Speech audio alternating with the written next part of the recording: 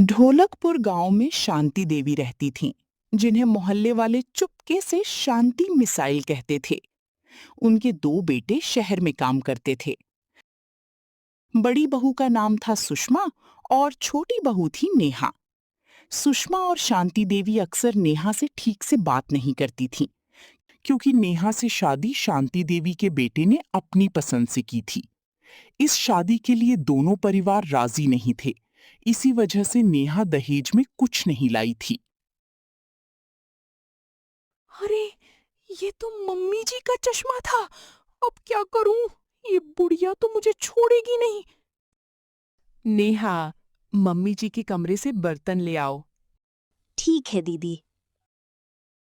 नेहा कमरे में बर्तन लेने जाती है तो टूटे हुए चश्मे को उठा लेती है।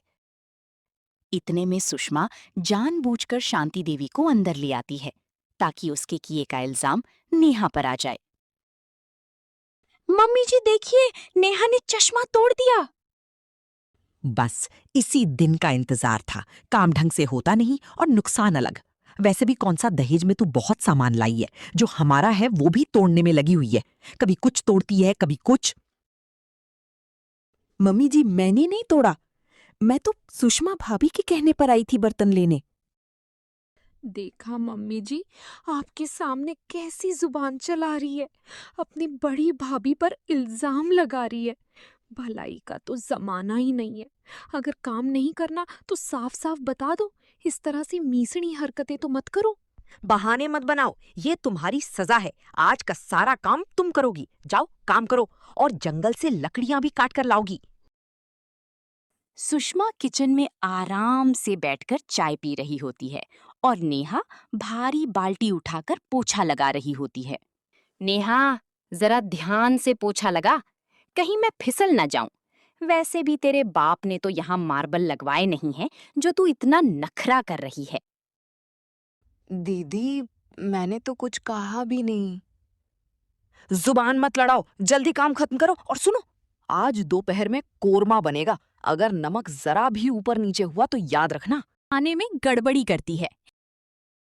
नेहा मेहनत से सालन कोरमा बनाती है और थोड़ी देर के लिए बर्तन धोने बाहर चली जाती है। सुषमा मौका देखकर किचन में घुसती है और मुट्ठी भर नमक सालन में डाल देती है। अब आएगा मजा। जब बुढ़िया खाना खाएगी तो नेहा की छुट्टी पक्की। शांति देवी खाना चखती हैं और गुस्से से थाली फेंक देती हैं। कमबख्त, हमें मारने का इरादा है क्या? इतना नमक? जाओ, अभी के अभी जंगल जाओ और लकड़ियां लेकर आओ। आज तुम्हें रात का खाना नहीं मिलेगा। जंगल जाने से पहले नेहा को रास्ते में पड़ोस वाली कमला चाची रोक लेती हैं। अरे नेहा बेटी, कहाँ जा रही हो इस धूप में? सुना है सुषमा बता रही थी कि तुमने मम्मी जी का इतना महंगा चश्मा तोड़ दिया। शादी बिना दहेज के की और नुकसान पर नुकसान कर रही हो। नेहा बिना कुछ कहे सिर झुकाकर आगे बढ़ जाती है। उसका दिल भरा हुआ है, पर वो किसी से शिकायत नहीं करती। नेहा जंगल जाकर लकड़ियां काटती है। कुछ देर बाद कटी हुई लकड़ियां जमा करके थोड़ी देर बैठ जाती है।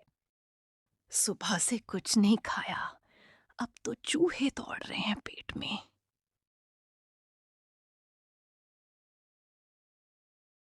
भूखी है क्या? ले, थोड़ा खा ले। क्या हुआ, और भूख लगी है? ये भी ले ले। लगता है बहुत भूखी थी। चलो अच्छा हुआ, मेरी रोटी से किसी का पेट भर गया। हाय हाय, आज तो बहुत थक गई। आप थोड़ा बैठ जाइए। वैसे आप कहाँ जा रही हैं? मैं पास ही अपने गांव जा रही हूँ बेटी। बहुत थक गई हूँ, थोड़ा आराम कर लेती हूँ।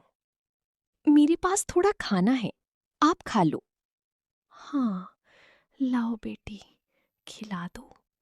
सुबह से भूखी हूँ।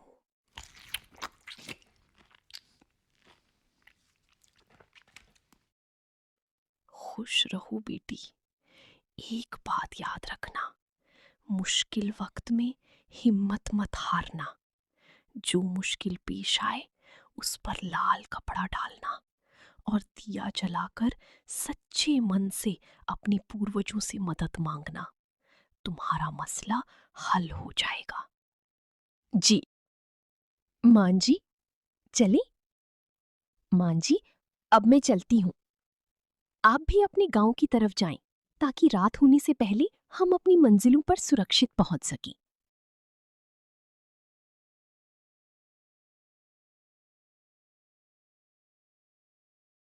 नेहा घर वापस आ गई, लेकिन उसे देखकर शांति देवी और सुषमा ज्यादा खुश नहीं हुए। माँ जी, आपने तो इसे जंगल भेजा था, ये सुरक्षित कैसे आ गई? हमने तो सोचा था इसे कोई जंगली जानवर खा जाएगा। अरे कहाँ मैंने सोचा था कि मैं अपने बेटे की किसी अमीर लड़की से शादी कराऊंगी जो अच्छा खासा दहेज लाएगी, और कहाँ ये नास पीती हमारे पल्ले पड़ गई। शांति देवी चिल्लाकर नेहा से कहती है, अरे नेहा, ओ नेहा, कहाँ मर गई? आज भोजन मिलेगा या बिना भोजन के ही सोना पड़ेगा? जी माँ जी, बस अभी खाना लगा देती हूँ। नेहा जैसे ही खाना लगाती है, शांति देवी और सुषमा जल्दी से अपना अपना हिस्सा खा लेती हैं और जो रोटियां नेहा के हिस्से की होती हैं, उन्हें गायों को खिला देती हैं। अरे वो आलसी नेहा, और रोटी है या नहीं? नहीं माँ जी, रोटियां तो बस इतनी ही थी। दोनों सास और बहू खाकर उठ जाती हैं और नेहा को कोई खाने के लिए पूछता तक नहीं है। नेहा भूखी ही सो जाती है। आधी रात में कमरे से अजीब सी आवाजें आती हैं। ये कैसी आवाज आ रही है? मम्मी जी, इस नेहा को भेजिए। मुझे लगता है कमरे में कोई जंगली जानवर घुस आया है। अच्छा इसे खा ले ताकि हमारी जान छूटे। अरे ओ नेहा, जाकर देखो कैसी आवाज है। मम्मी जी, मुझे डर लग रहा है। जैसे बोल रही हूँ वैसे कर, जल्दी जा, गधा भी तुझसे तेज चलता होगा। जैसे ही नेहा कमरे में जाती है, सुषमा पीछे से कुंडी लगा देती है। दरवाजा खोलिए। माँ जी, आप लोग मेरे साथ ऐसा क्यों कर रहे हैं? अंदर सांप है। नेहा को उसी बूढ़ी औरत की बात याद आती है।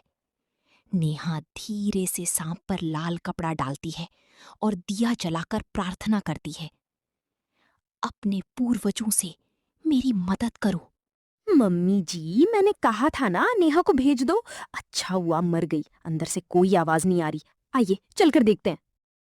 लगता है जानवर ने भोजन कर लिया।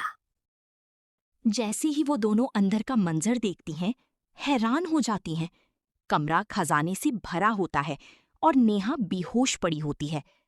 जैसे ही दोनों सोना उठाती हैं, उन्हें करंट लगता है, जिससे नेहा उठ जाती है। बूढ़ी औरत वापस आती है। ये सोना सिर्फ नेहा का है, इसे कोई और नहीं छू सकता। ये नेहा के पूर्वजों का वरदान है। इस पर उन्होंने सदियों पहले पूजा करवाकर इसकी सुरक्षा के लिए इसे एक खजाने के रूप में सांप की शक्ल में छुपा दिया था, जो अब किसी नेक और ईमानदार व्यक्ति को मिला है। माँ जी, इन दोनों को छोड़ दे। नहीं बेटी, इन्होंने तुम्हें बहुत सताया है। इन दोनों तुच्छ लोगों को सजा जरूर मिलेगी। नहीं माँ जी, प्लीज इन्हें छोड़ दीजिए। मैं ये सब आपको दे देती हूँ। मुझे इस खजाने की कोई जरूरत नहीं है। बुढ़िया ने नेहा की बात मान ली, उन्हें छोड़ दिया और गायब हो गई, और खजाना भी छोड़ गई। नेहा, गलती हो गई मुझसे। मैं इस कलमुही सुषमा की बातों में आ गई और तुझे मारना चाहा। मुझे माफ कर दे। हाँ, हमें ऐसा नहीं करना चाहिए था। माफ कर दो नेहा। कोई बात नहीं। उस दिन के बाद शांति देवी के हालात बदल गए और वो सब बड़े से घर में रहने लगे। नेहा ने कभी शिकायत नहीं की और शायद इसी वजह से सबको अपनी गलती समझ आ गई। इंसान की पहचान उसके माल से नहीं, उसके व्यवहार से होती है।